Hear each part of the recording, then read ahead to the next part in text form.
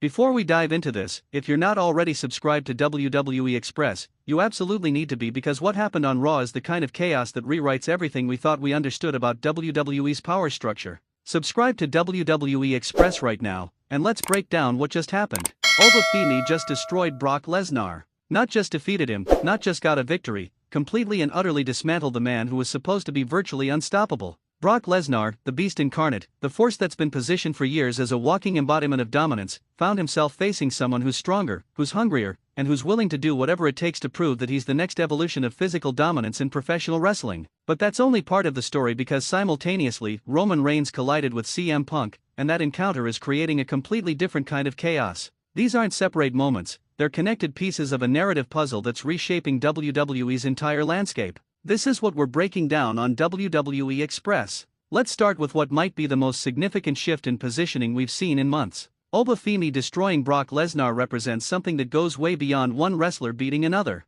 Brock Lesnar has held a certain position in WWE for so long that his dominance almost feels like a given. He shows up, he's dangerous, he wins matches, and he moves on to title opportunities or main event moments. His physicality is undeniable, his credibility is established, and opponents fear him for legitimate reasons. Femi entering into a situation with Brock and emerging as the one doing the destroying suggests that WWE is making a deliberate creative choice about who's going to carry the mantle of ultimate physical dominance moving forward. The way Femi destroyed Lesnar matters as much as the fact that he did it. This wasn't a controversial finish where Oba got lucky or circumstances aligned in his favor. This was Femi being physically superior, being more aggressive, being more willing to engage in the kind of destruction that wrestling audiences find captivating. Lesnar had to respect Oba's physicality in a way he doesn't usually have to respect anyone else. That's the moment when the audience understands that something has fundamentally shifted. Brock Lesnar, the man who's been beating people, found himself facing someone who was willing and able to beat him at his own game. What makes this so significant from a storytelling perspective is understanding where Femi fits into the larger narrative of WWE. We've talked extensively about how Oba has been positioned in ways that seem to undermine his dominance. Losses, placements and angles that didn't seem to elevate him, positioning that made audiences question whether WWE was actually committed to building him as a main event force. But now, suddenly, everything clicks into place. All of those angles, all of those moments, all of the positioning that seemed questionable were actually building toward this exact moment. Femi has arrived at the point where he's destroyed someone of Lesnar's stature, and that gives him a level of credibility that's absolutely undeniable. The destruction of Lesnar also serves as a statement to everyone else on the Raw roster. If Femi can handle Brock Lesnar, if he can physically dominate and destroy a force of that magnitude, then everyone else on that roster needs to reassess their understanding of who can be beaten and who can't be beaten. Lesnar has been positioned as a near impossible obstacle for most of WWE's roster. When Oba removes that obstacle, he's essentially clearing a path for himself and everyone else. It's the kind of moment that creates immediate conversations about championship opportunities, about main event positioning, and about where Femi goes from this moment forward. Now let's shift to Roman Reigns colliding with CM Punk, because this is creating a completely different kind of chaos.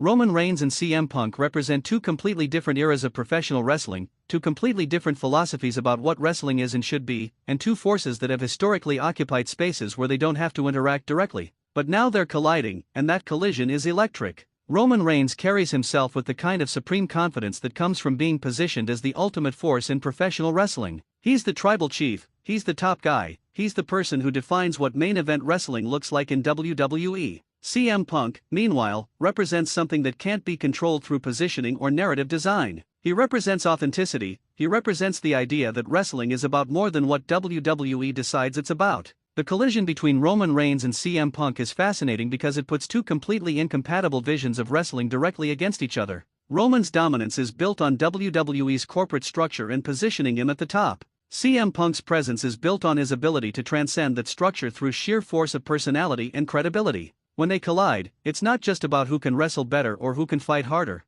It's about which vision of wrestling is actually more powerful. It's about whether Roman's positioning will hold up against someone who doesn't necessarily accept that positioning. It's about whether CM Punk can do what he's always done, which is make people believe that his way of doing things matters more than the official way. The collision between these two forces is creating ripples throughout Raw because everyone watching understands that this is a meeting of titans. Roman has been the unquestioned top guy for years. CM Punk's return created the kind of electricity that suggests he's never stopped being a main event force in the minds of audiences, regardless of his physical positioning. When forces like that meet, the rest of the roster has to pay attention. Alliances shift, positioning changes, and the entire hierarchy becomes uncertain for the first time in a long while. What's particularly brilliant about having these two major moments occur on the same episode is that they amplify each other. Femi destroying Lesnar establishes that the old order is being disrupted. Roman Reigns colliding with CM Punk establishes that the top of the card is about to be contested in ways it hasn't been before. These aren't independent moments, they're coordinated narrative choices that are telling a unified story about WWE entering a new era where nothing is certain and everything is being challenged.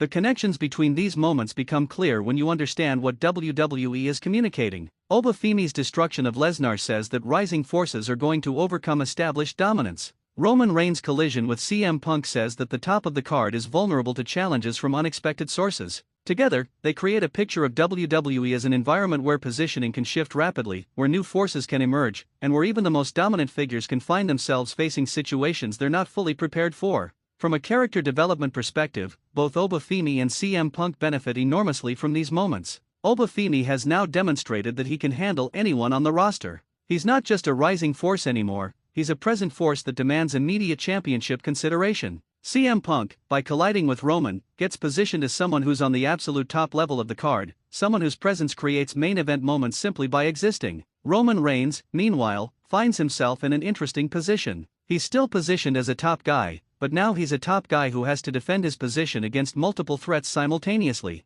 The broader implications of Raw at this moment suggest we're entering a phase where main event wrestling is going to be characterized by unpredictability and constant challenge. There's no clear, undisputed top guy anymore. There are multiple forces that could theoretically be positioned at the main event level. That's the kind of environment that creates compelling television because fans genuinely don't know what's going to happen next. They don't know who's going to emerge victorious from these collisions. They don't know who's going to form alliances or who's going to stand alone. The destruction of Brock Lesnar by Femi also raises fascinating questions about what happens next for Lesnar himself. Lesnar has been positioned as someone who doesn't lose often, and when he does lose, there's usually a significant story behind it. Being destroyed by Femi could mean several things. It could mean that Lesnar's position on the roster is being diminished in preparation for his moving to a different role. It could mean that Lesnar is going to seek revenge and we're looking at a continuation of this rivalry. Or it could mean that Lesnar is being positioned to eventually reclaim his status by overcoming Femi in a future encounter. The beauty of professional wrestling is that one loss doesn't define a character unless it's meant to.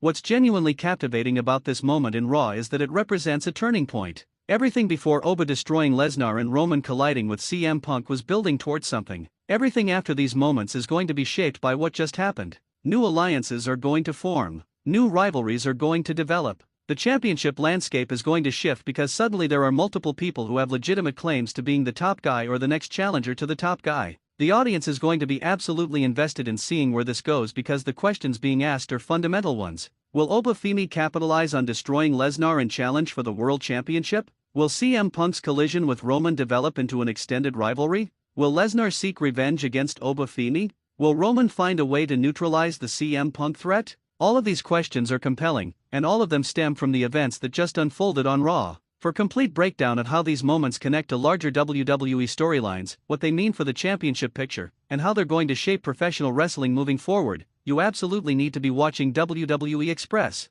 We provide the kind of in-depth analysis that goes beyond recapping what happened and actually explores why it matters, how it changes the landscape, and what we should be watching for as these storylines continue to develop. Subscribe to WWE Express right now. Hit that subscribe button, turn on your notifications, and make sure you're part of the conversation about where WWE is heading. The storylines being told right now are too important to miss, and WWE Express is where you get the real wrestling analysis that actually helps you understand the art form at the deepest level. Subscribe now, and let's break down every single moment together.